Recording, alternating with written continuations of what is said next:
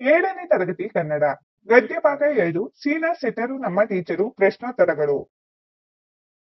ಕೃತಿಕಾರರ ಪರಿಚಯ. ಶ್ರೀಮತಿ ವಿ ಗಾಯತ್ರಿ ಇವರು ಲೇಖಕಿ, ಅನುವಾದಕಿ, ಶಿಕ್ಷಣ ಇಲಾಖೆಯ ಮಹಿಳಾ ಸಮಾಖ್ಯ ಮತ್ತು ನೀರಾವರಿ ಇಲಾಖೆಯ ಜಲ ಸಂವರ್ಧನೆ ಯೋಜನೆಗಳಲ್ಲಿ ಹಿರಿಯ ಅಧಿಕಾರಿಯಾಗಿ ಅನೇಕ ವರ್ಷಗಳವರೆಗೆ ಸೇವೆ ಸಲ್ಲಿಸಿದ್ದಾರೆ. ಇವರ ಕೃತಿ ತುಂಗ. ಪ್ರಸ್ತುತ ಪಾಠವನ್ನು ಶ್ರೀಮತಿ ವಿ ಗಾಯತ್ರಿಯರವರ ತುಂಗ ಕೃತಿಯಿಂದ ಆರಿಸಲಾಗಿದೆ. ಅಭ್ಯಾಸ. ಕೊಟ್ಟಿರುವ ಪ್ರಶ್ನೆಗಳಿಗೆ ಒಂದು ವಾಕ್ಯದಲ್ಲಿ ಉತ್ತರಿಸಿ. ಪ್ರಶ್ನೆ 1. ಮಾಂಡವಿ ಟೀಚರ್ ಯಾರನ್ನು ಪರಿಚಯಿಸಿದರು? ಉತ್ತರ. ಮಾಂಡವಿ ಟೀಚರ್ ಸೀನಾ ಸೆಟ್ಟರನ್ನು ಪರಿಚಯಿಸಿದರು. ಪ್ರಶ್ನೆ 2. ಸೀನಾ ಸೆಟ್ಟರು ಜಮೀನಿನಲ್ಲಿ ಏನನ್ನು ಬೆಳೆಯುತ್ತಿದ್ದರು? ಉತ್ತರ. ಸೀನಾ ಸೆಟ್ಟರು ತಮ್ಮ ಜಮೀನಿನಲ್ಲಿ ಸಾಸಿವೆ ಬೆಳೆಯುತ್ತಿದ್ದರು. ಪ್ರಶ್ನೆ 3. ಮಕ್ಕಳು ಏನು ಹಾಕಿಕೊಂಡು ಗದ್ದೆಗೆ ಇಳಿದರು? ಉತ್ತರ.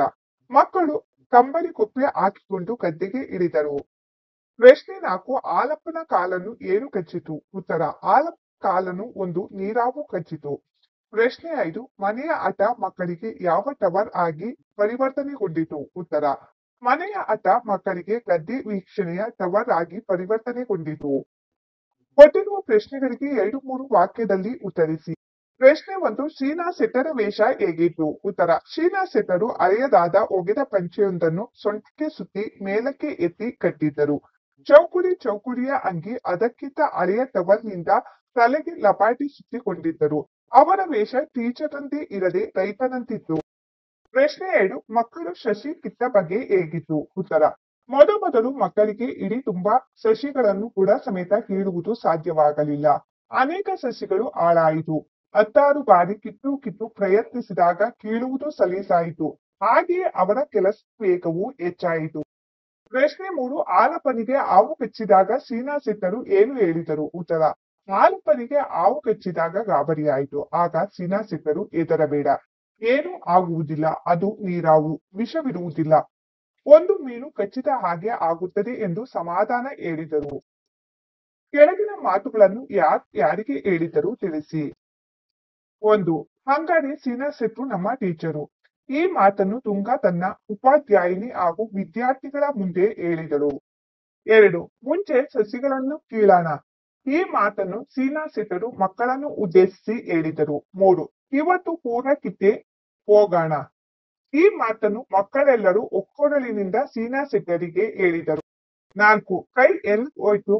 ಈ ಮಾತನ್ನು ಯಶೋಧ ಮಕ್ಕಳೆಲ್ಲರಿಗೂ ಆಟ ಆಡಿಸುವಾಗ ಹೇಳಿದ ಮಾತು. ಕೆಳಗೆ ನೀಡಿರುವ ಪದಗಳಲ್ಲಿ ಬೇಸಾಯಕ್ಕೆ ಸಂಬಂಧಿಸಿದ ಪದಗಳನ್ನು ಮತ್ತು ಶಾಲೆಗೆ ಸಂಬಂಧಿಸಿದ ಪದಗಳನ್ನು ಪ್ರತ್ಯೇಕ ಪಟ್ಟಿ ಮಾಡಿ ಬರೆಯಿರಿ. ಬೇಸಾಯಕ್ಕೆ ಸಂಬಂಧಪಟ್ಟ ಪದಗಳು ಗದ್ದೆ, ಸಸಿ, ನಾಟಿ, ಪೈರು, ಜಮೀನು, ರೈತ, ಕೆಸರು, ತೆನೆ, ಗೊಬ್ಬರ. ಶಾಲೆಗೆ ಸಂಬಂಧಪಟ್ಟ ಪದಗಳು ಬೇಂಚು, ಕಪ್ಪು ಹಲಗೆ, ಪುಸ್ತಕ, ಪೆನ್ನು, ಮೇಷ್ಟ್ರು, ಗಂಟೆ, ಸೀಮೆ ಸುಣ್ಣ. ಪೂರಕ ಮಾಹಿತಿ ಶಿಶುಪ್ರಾಸಗಳು.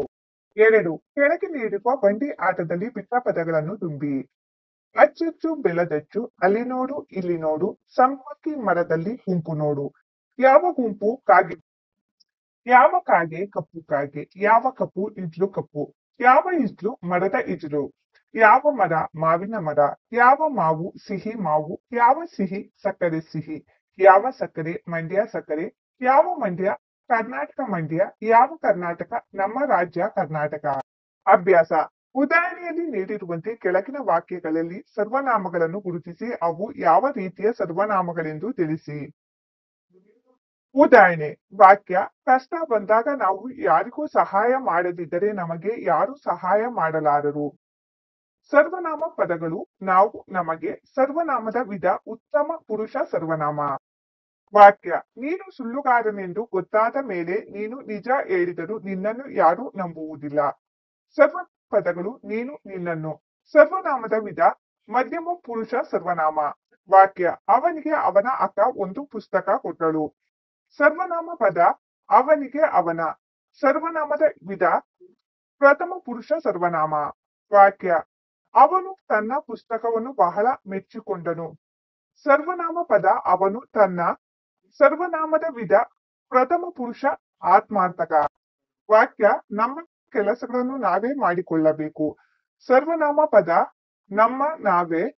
ಸರ್ವನಾಮ ವಿಧ ಪುರುಷ ಸರ್ವನಾಮ. ವಾಕ್ಯ.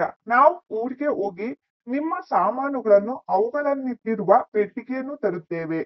ಸರ್ವನಾಮ ಪದ ನಾವು ನಿಮ್ಮ ಸರ್ವನಾಮ ವಿಧ ಉತ್ತಮ ಪುರುಷ ಮಧ್ಯಮ ಪುರುಷ ಸರ್ವನಾಮ. ಮಕ್ಕಳೇ, ಈ ನೋಟ್ಸ್ ನಲ್ಲಿ ಯಾವುದಾದರೂ ತಪ್ಪುಗಳಿದ್ದರೆ ಕಮೆಂಟ್ಸ್ ಬಾಕ್ಸ್ ನಲ್ಲಿ ತಿಳಿಸಿ.